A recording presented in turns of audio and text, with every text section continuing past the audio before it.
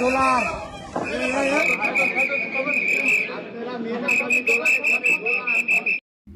আপনারা মূল আসামি ডলারকে ধরেন, ও মারছে রামিসাকে। আদালত প্রাঙ্গণে চিৎকার করে বলছে রামিসা হত্যাকারী সোহেল রানা।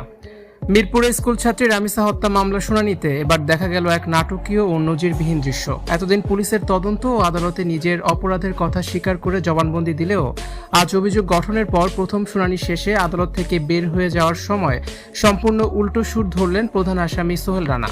পুলিশি বেষ্টনীর মধ্যেই চিৎকার করে নিজেকে নির্দোষ দাবি করে ডলার নামের অন্য এক যুবকের উপর সম্পূর্ণ দায় চাপানোর চেষ্টা করেছেন সোহেল। আইনজীবীদের মতে মামলার রায় ও শাস্তি থেকে বাঁচতে এবং তদন্তের গতিপথ ভিন্ন খাতে প্রবাহিত করতেই আসামি সোহেল এখন নতুন এই মিথ্যার আশ্রয় নিয়েছেন।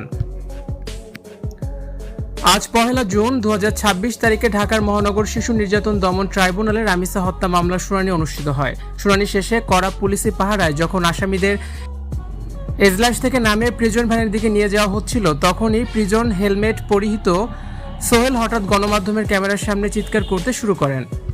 তিনি বারবার বলতে থাকেন, আপনারা মেইন আসামি ডলারকে ধরেন, ডলার রামিসাকে মেরেছে, আপনারা ডলারকেই ধরেন। সোহেলের এমন আকস্মিক চিৎকার আদালত প্রাঙ্গণে উপস্থিত আইনজীবী, গণমাধ্যম কর্মী ও সাধারণ মানুষের মধ্যে তীব্র চাঞ্চল্যের সৃষ্টি করে। রামিসার পরিবার ও প্রতিবেশীরা সোহেলের এই নতুন দাবিকে আশারের গল্প এবং বিচারের বাণীকে দীর্ঘায়িত করার অপকৌশল বলে অভিহিত করেছেন। তাদের দাবি, সোহেল একজন ঠান্ডা মাথার অপরাধী।